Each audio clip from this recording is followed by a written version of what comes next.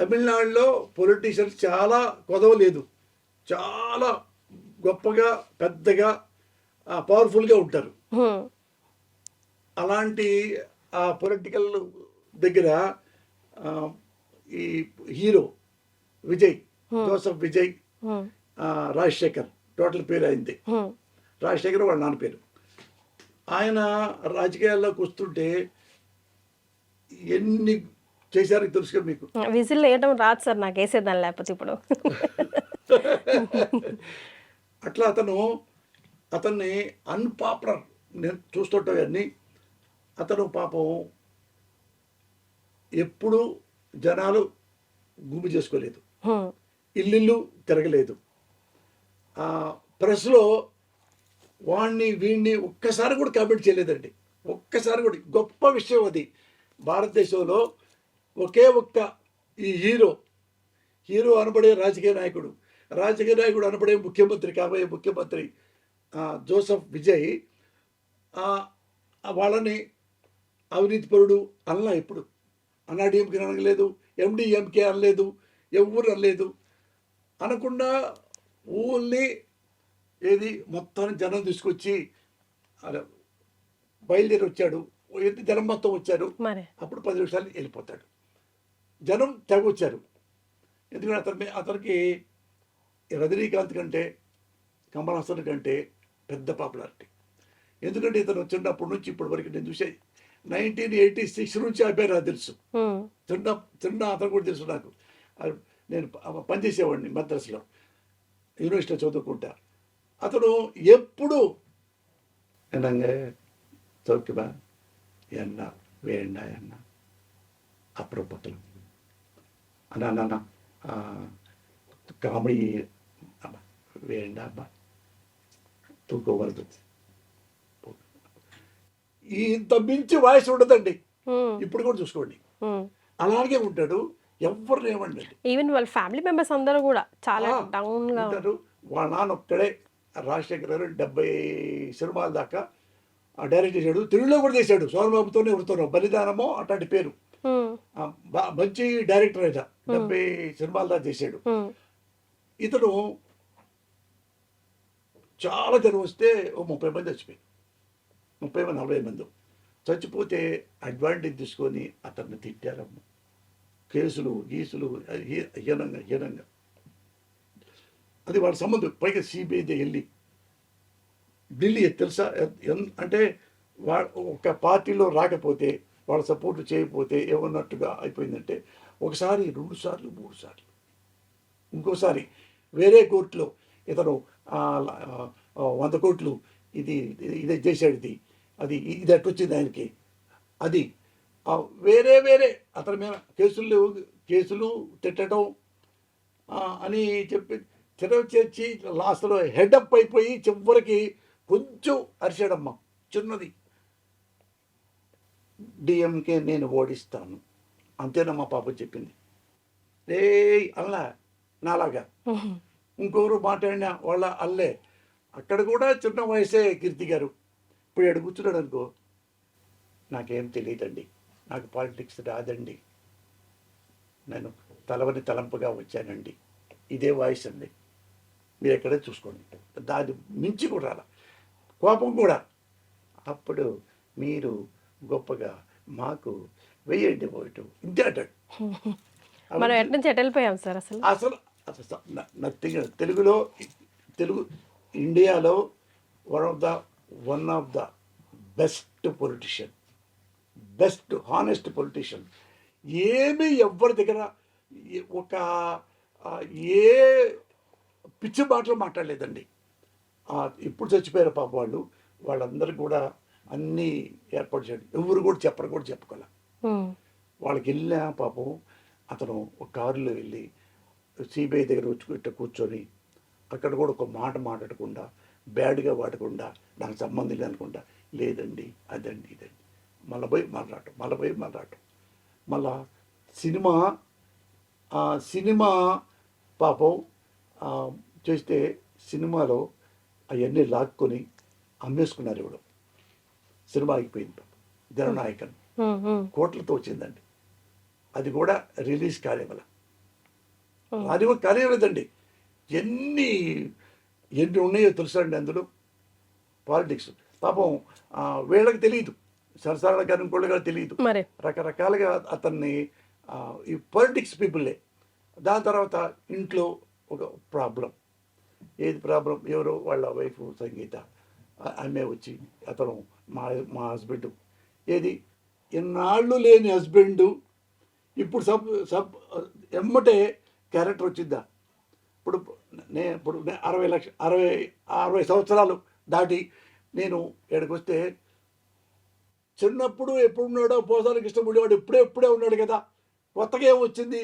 ఏమి లేదుగా. మరి ఎప్పుడు ఏమీ చేయలే. నాలో ఒకటి ఏంటంటే, నేను ఎవ్వరి జోలికి ప్రమాణ సాక్షిగా వెళ్ళను. నన్నంటే మాత్రం ఊరుకోను.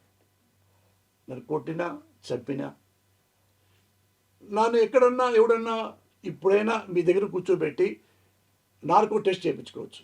ఎప్పుడైనా అవినీతి పనులు చేశాడా? ఎప్పుడైనా లంగా పనులు చేశాడా? ఎప్పుడైనా బ్రోకర్ పనులు చేశాడా? ఒకవేళ వేరే ప్రభుత్వం దగ్గరికి వెళ్ళి చెంచాగిరి చేసి 2 ఎకరాలు తీసుకున్నాడా? ఏమైనా పైరవీలు చేశాడా? మీరు ఏదైనా ఇంట్లో ఏవైనా సెలెక్ట్ చేసుకోండి, అన్ని సెలెక్ట్ చేసుకోండి. నార్కో టెస్ట్ ఇక్కడ చేసుకుంటా. తల్లి సాక్షిగా చెప్తున్నా. అయితే డ్రామా ఇక్కడ కెమెరా ముందు డ్రామా ఆడాడు, నాతో పాటు ఇలాంటి వాడు పోసాని అన్నవాడు నా పక్కన కూర్చోబెట్టండి, ఇద్దరికి నార్కో టెస్ట్ చేయండి. నేను తప్పైతే ఇక్కడ నుంచి, ఈ రాష్ట్రం నుంచి వేరే వెళ్ళిపోతా, మొత్తం ఫ్యామిలీతో సహా. నా మొహం చూపించను. నేను అలాగే అప్పటికి ఇప్పటికీ అలాగే ఉన్నా. దగ్గర 40 ఏళ్ళు. చిన్నప్పుడు వచ్చా తెలుగు ఇండస్ట్రీ మద్రాసి చదువుకోవడానికి. అక్కడ ఎంఏ అయిపోయి ఎంఫిల్ అయిపోయి, ఎంఫిల్ చదివి ఫస్ట్ క్లాస్ వచ్చి డాక్టరేట్ చేసి అసిస్టెంట్ ప్రొఫెసర్ అవ్వాలని కోరిక. అటొచ్చా. అటు నుంచి ఇటు. అది కాకుండా ఇటు తెలియకుండానే ఫస్ట్ సినిమా బలవంతంగా రాశా. అది సూపర్ హిట్ అయిపోయింది. అక్కడ నుంచి ఇట్లా ట్రావెలింగ్ వచ్చింది. ఇప్పుడు ఎలా విజయ్ జోసెఫ్ ఎలా స్ట్రగుల్ పడిపోయి ఎలా ప్రజల మద్దతు ముఖ్యమంత్రి కాబోతున్నాడో అలాంటి కథ ఇది. అలాగే ఎట్లా సఫర్ అయ్యారో రాజకీయ నాయకులు చేశారు అతన్ని. అయినా కానీ తమాయించుకొని ఎలా సక్సెస్ అయ్యాడో, ఇలా కూడా ఈ అమ్మాయి అలాగే తమాయించుకొని చివరికి బుద్ధి చెప్పి సొసైటీలో ఇలా ఉండాలి, ఏది రాజకీయ నాయకులు ఉండాలని కాదు, సొసైటీలో ఓటరు ఎలా ఉండాలో చెప్పే కథ. అదే నాకైతే అరుణారెడ్డి ఎవరు సార్ ఈ సినిమాలో? ఎందుకంటే ఈ ఫోటో ఒకటి వైరల్ అవుతా ఉంది. ఈ ఫోటో ఇందులో శారీ కట్టుకొని ఉన్నారు, అందులోనేమో చీర కట్టారు, మెంటల్ కృష్ణ అయ్యారు. ఇందులోనేమో అది నైటీ. అదే ఇందులోనేమో చీర కట్టుకొని ఉన్నారు. ఏమండి ఓ మాట అడుగుతా, మీరు చెప్పండి. నా చీర బాగానే ఉందా? చీర కాదు సార్, చెప్పండి. అది ఏది కాదు కదా. కాదు నేను రియలే కాదు. కథకి అది ఏదో అదృష్టమో దురదృష్టమో, ఆ 2 కథకే డిమాండ్ అయింది. అక్కడ కంపల్సరిగా చేయాలి, ఇక్కడ కంపల్సరిగా చేయాలి అంటే ఏమడుగుతారు. నేను ఏమండి మీరు చాడిస్టా? కాదండి హ్యూమనిస్ట్. అంటే మరి ఎందుకు శారీ కట్టారు అంటే, సార్ రోడ్డు మీద వెళ్ళండి, ఐటీ కంపెనీస్ దగ్గరికి వెళ్ళండి, అమ్మాయిలు చొక్కా ప్యాంట్ వేసుకుంటారు కదా, ఎవరన్నా అడిగారా ఏంటమ్మా చొక్కా ప్యాంట్ వేసుకుంటావు అన్నారు ఎవరన్నా? మరి ఏంటయ్యా పోసాని చీర కట్టుకుంటావు? అందరూ గోపాల్ పేరు, ఎందుకయ్యా గోపాల్ నువ్వు చీర కట్టుకుంటావు అడుగుతారేంటి సార్? ఎవరి ఇష్టం వాళ్ళది, ఎవరి టేస్ట్ వాళ్ళది. అది క్యారెక్టర్ డిమాండ్ చేసింది, అట్లాగా డిమాండ్ చేసింది. అది కూడా లాస్ట్లో ఒక అమ్మాయి అడుగుద్ది ఇట్లా అంటే చెప్తాడు. సినిమా మొత్తం ఇలాగే ఉంటారా సార్? అంత ఉండదు, ఒక పర్టికులర్ సిచ్యువేషన్ వల్లే. అంటే అన్ని సూటబుల్ క్యారెక్టర్స్ అండి. అది కూడా అడుగుతారు ఆ అమ్మాయి. నేను వాళ్ళంతా జెన్యూన్ ఫెలోస్. నేను తెలియక నువ్వు సూపులో పడ్డా. మా నాన్న చాలా హీరో అనుకుంటా, చూస్తే మా నాన్న నన్నే చంపాడు. ఉమ్, అది తెలియలేదు. అందుకని తర్వాత ఎవరితో చెప్తాడు అంటే, నేను యాక్చువల్గా మీరు రాజకీయాల్లో ఉన్నాను, కానీ నేను జెంటిల్మన్ని. మీరు ఏం చేశారంటే నన్ను డాబర్ మ్యాన్గా మార్చారు. జెంటిల్మన్ని, ఉమ్, డాబర్ మ్యాన్ అంటే కుక్క కదా, ఉమ్. అట్టా అట్టా చేయడానికి ట్రై చేస్తున్నారు. నేను ఆల్వేస్ జెంటిల్మన్. ఎక్కడైనా పాలిటిక్స్లో ఉన్నా, ఇంట్లో ఉన్నా, సినిమాలో ఉన్నా, రోడ్డు మీద నడుస్తున్నా, ఎక్కడైనా కానీ పౌరుడు కానీ బిహేవ్ చేస్తా. బేవర్స్గా బిహేవ్ చేయను. అది That is Posani. Can you explain about your characterization? See, I have played two type of character of mine. See, ఒకటే సినిమాలో 2 షేడ్సా? huh. So the first one is soft and kind, and the second one is very cruel kind of. So, if you want to know about something more about me in this role, first you have to watch this movie. Okay. So తన క్యారెక్టర్కి 2 shades ఉన్నాయని చెప్తుంది. అదైతే అర్థమైంది sir. First హాఫ్లో అంతా కొంచెం సాఫ్ట్గా ఉంటానైతే కండిషన్స్ వల్ల మళ్ళీ నేను క్రూయల్గా హార్ష్గా మారిపోతానని చెప్పేసి. ఈ అమ్మాయి అన్ని సినిమాల్లో 3 హీరోయిన్లు ఉన్నాయి కదండి. ఉమ్, అన్నిటి క్యారెక్టర్ కంటే ఈ కాజోల్ క్యారెక్టరే టెరిఫిక్ క్యారెక్టర్. ఉమ్, చాలా ఫస్ట్లో ఎవరైనా కానీ మీరు కనపడిందంటే, అన్న అన్న బాగున్నారా, అన్న అన్న అన్న మంచోడు, అన్న అన్న మంచోడు, అన్న మంచోడు. ఉమ్, మీరు లోపలికి వెళ్ళి చూస్తే చాలా బేవర్స్, చాలా బేవర్స్ అనుకుంటారు. ఉమ్, అయ్యయ్యో ఇంత కిలాడియా, ఉమ్, ఎంత రూత్లెస్సా ఉమ్, అనే అంత క్యారెక్టరు. చివరికి వెళ్తే చాలా మంచి క్యారెక్టర్. ఆ, చాలా ఇది హీరోని బతికించే క్యారెక్టరు, హీరో క్యారెక్టర్ని బతికించే క్యారెక్టర్. ఆ. అంటే కొంచెం బరువైన పాత్రనే నటించడానికి చాలా స్కోప్ ఉంది తనకి, చాలా. అన్ని షేడ్స్. మరి అంతగానం she pulled off sir. According to me, बहुत अच्छा.